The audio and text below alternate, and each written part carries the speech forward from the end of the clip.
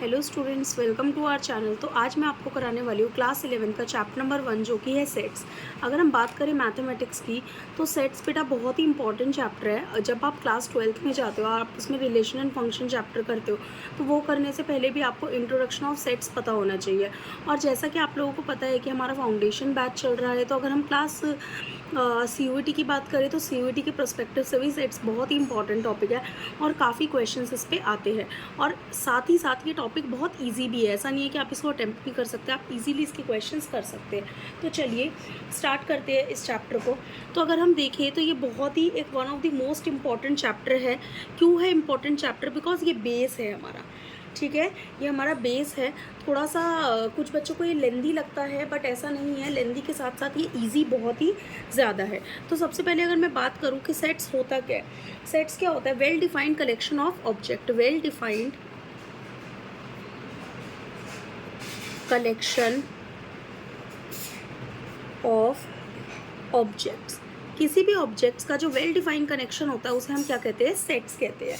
तो देखिए, इसमें जो क्राइटेरिया होता है वो कलेक्शन का पार्ट है या नहीं। इसमें ये क्राइटेरिया होता है कि कोई भी जो चीज़ है वो किसी कलेक्शन का पार्ट है या फिर नहीं है। जैसे कि अगर मैं बोलूँ कि collection of odd number less than 20, जैसे फॉर एग्जाम्पल मैंने आपको कहा कि collection of odd numbers less than 20, तो 20 से छोटे आपके कलेक्शन ऑफ ऑड नंबर्स बताने हैं। तो देखिए, हमें पता है कि हम किसी भी सेट को अगर लगाते हैं तो हम उसे दो फॉर्म में लगाते हैं। एक हम लिख सकते हैं उसे रोस्टर फॉर्म में और एक हम लिख सकते हैं सेट बिल्डर फॉर्म में।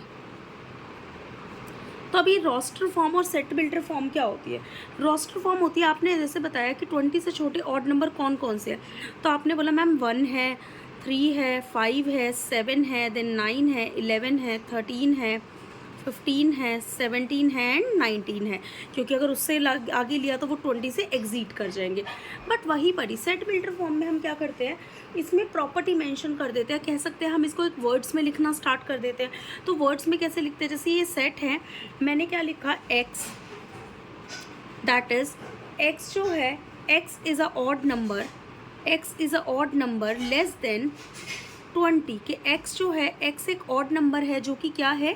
20 से छोटा है। तो ये थी आपकी सेट्स की बात। आई होप आपको सेट्स बहुत अच्छे से समझ आ गया होगा। चलिए अब बात करते हैं अपना सबसेट की। तो सबसेट वर्ड से ही पता लग रहा है, सब मतलब होता है पार्ट। ये होता है कि it is a part of set. अगर मैं इसकी डेफिनेशन की बात करूँ तो it is part of set, ये सेट का ही एक पार्ट होता है। जैसे कि अगर मैं आपके कॉमर्स स्टूडेंट की बात करूँ, कॉमर्स स्टूडेंट की बात करूँ तो कॉमर्स का पार्ट है इको, कॉमर्स का पार्ट है अकाउंट्स, कॉमर्स का पार्ट है इंग्लिश। जो बच्चे मैथमेटिक्स वाले होंगे तो उनके लिए कॉमर्स का पार्ट है मैथमेटिक्स। तो ये होता है आपका सबसेट। जैसे कि आपको एक सेट दे दिया, आपको एक सेट दिया जिसमें A, B एंड C है और मैंने बोला आपको इसके सबसेट बताइए। तो आप इसके सबसेट कैसे लिखेंगे? आप इसके जो बेटे से सबसेट लिखेंगे, देखो A हो गया एक आपका B हो गया, एक आपका C हो गया, एक हो गया AB, एक हो गया आपका BC, है ना, एक हो गया CA और एक आपका जो होता है नल सेट। ठीक है, तो ये इस तरीके से हमारे सेट आते हैं। अब आपको पता कैसे लगता है कि नंबर ऑफ, अगर मान लो आपको कोई सेट दे रखा है तो नंबर ऑफ सबसेट कितने बनेंगे, तो ये पता लगाने की भी एक प्रॉपर्टी है। तो देखिए, नंबर ऑफ सबसेट हमें कैसे पता लगते हैं? नंबर ऑफ सबसेट हमें पता लगते हैं अगर मान लीजिए इफ़ NA आपके पास है P, तो नंबर ऑफ सबसेट आपके होंगे 2 टू दी पावर P। जैसे कि हमारा जो NA था वो कितना था? 1, 2 and 3।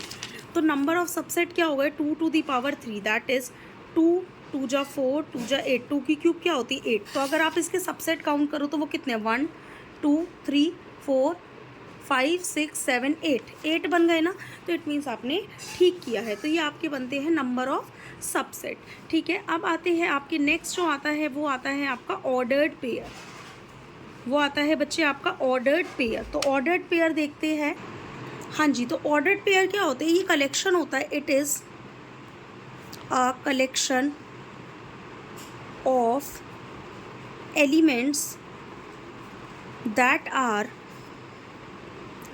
separated by commas and written in parenthesis.